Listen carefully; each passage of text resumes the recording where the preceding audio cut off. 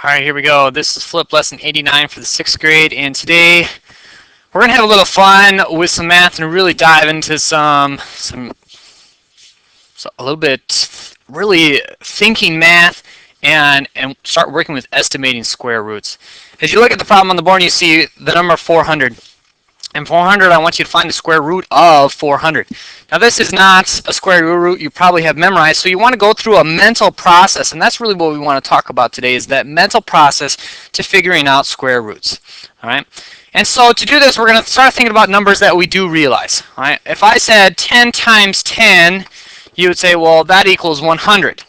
So if I were to find the square root of 100, right, we would come up with the answer of 10. So right now we already know that the square root of 400 has to be greater than 10.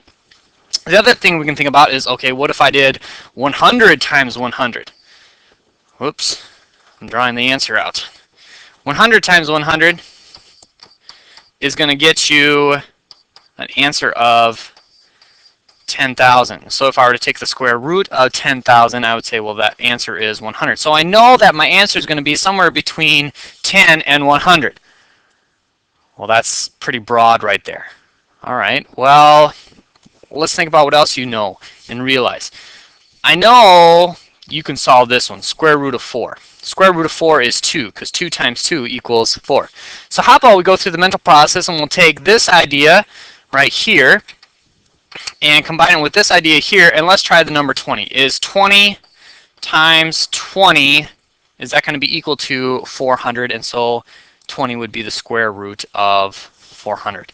And of course we could say, okay, 20 times 20, 2 times 2 is 4, have 2 zeros at the end, and yes. All right, so in the end, we've gone through understanding numbers we do know to help us find the answer for the square root that we're actually looking for. Let's try another one together. Okay, here's the number 625. Now, we just found the square root of 400. And so we understand the square root of 400 is 20. So we know that this number, the square root of 625, is going to be greater than 20. Then let's pick another number. I'm going to go with the square root of 900. And hopefully you can say, okay, 4 with 2 zeros was 20, so 9 square root of 9 would be 3, with 2 zeros would be 30. And of course 900, the square root of 900 is 30. So right here we've really narrowed this down, and we're able to say, okay, my square root is going to be somewhere between 20 and 30. And so you're going to say, okay, well, which number am I going to choose? Am I going to go 21, 22, 23, 24, 25? I don't know. Why don't we go right into the middle, and let's go 25. And it's going to split in half. And from here, we're either going to know we either need to go higher or lower based upon what we discover. So 5 times 25 is 125. And put a 0 down. 2 times 25 is 500. And so add them together. And hey, we didn't just guess to figure out where we needed to go next. In the end, we actually found the answer. And so in the end, we found out that square root of 625 is 25 itself. But we went through a mental process of understanding numbers that are easy to us. 400, 900, we could find those square roots very simply. All right. Take a minute and try this one on your own, and then come back to part 2 of the video as we continue exploring square roots. All right, hopefully you got that one solved. And let's move on to our next one. It says, between which two consecutive whole numbers is the square root of 40? We look at 40 and you think square root, wait a minute, 40 isn't a perfect square. I know that 5 times 8 equals 40, right? You know that. And so that's not a perfect square. So how are we going to figure this out? And basically, we're not looking for an exact answer. We're looking for, well, which two consecutive whole numbers would we find the answer? Where would that decimal answer fit? Right? And so what we want to do is we want to start thinking about numbers that we do understand the square roots to. All right? And so, okay, I know the square root of 9 is 3. Well, that's way too small. All right, well, let's go bigger. I know the square root of 10, or sorry, the square root of 100 is 10. So I've already narrowed it down. It's somewhere between 3 and 10. All right.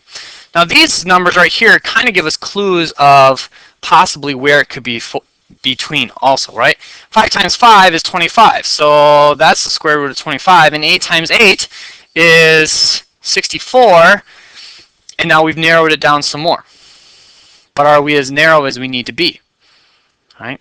So now we can start thinking about our squares and numbers that exist in between here. Well, I know 6 times 6 is 36. Well, that's pretty close to 40. And 7 times 7 is 49. Well, that's pretty close too. And right there, we've realized that, hey, maybe our answer is somewhere in between 6 and 7. And so in the end, we would say that it's between 6 and 7. All right, so somewhere the answer to 40 is going to be between the numbers 6 and 7. It's going to be 6 point something. But right here, as the problem says, we just want to figure out what two consecutive whole numbers is it between, right? We can't just say 3 and 10. That's correct, but since we want consecutive, we want them right next to each other. So that the only thing that's missing really is that question mark of what is the decimal number to make it an exact idea. To find the exact idea, this isn't really something you're going to do mentally. All right, this is something that you're going to use a calculator for. And you'll have opportunities to use calculators in parts of this assignment as you work with this today. But how do you do this? All right, it says use a calculator to find the square root of the following number. All right, so we have the square root of 33. You can start to figure out, okay, what's it going to be between? I know square root of 25 is 5. And we just talked about the fact that the square root of 36 is 6. So it's got to be somewhere between 5 and 6. So let's take a look. Let's turn on our calculator. And we're going to show you just how to go about doing this on a calculator when you have one in front of you. All right. Right here on this calculator is the square root symbol right there. And while on a piece of paper you write square root and then the number, that's not how you type it into a calculator. In a calculator, I would type in the number first, and then I'm going to go and press the square root symbol, and I'm going to have my number appear in front of me. And so we see the idea of 5.744 as that's our, and of course it keeps going on. But of course, we don't want to get too crazy with this. Let's just round to the nearest hundredths. Okay, so I found the hundredths place value, which is right here. I look back 1, it's a 4. That tells me I'm going to round down, and so in the end, the number I'm going to write here is 5.74.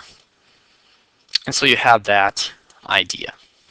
All right, so you've seen how to do these things. You've seen the idea of just finding the range and then finding the exact things when you do have perfect squares. And so go ahead and finish up this lesson by looking at these sample problems, figuring out between which two consecutive numbers the square roots would be found. That's lesson 89. That's it.